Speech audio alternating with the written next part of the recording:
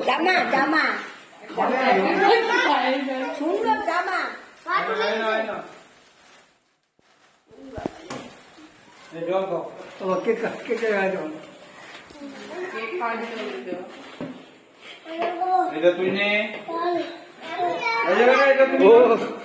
এখন ঘুগনিতে চলে গেছে ঘুগনিতে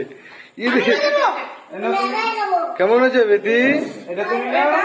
ভালো ঝাল হয়নি তো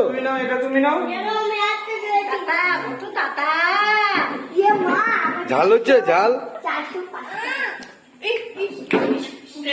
কেটে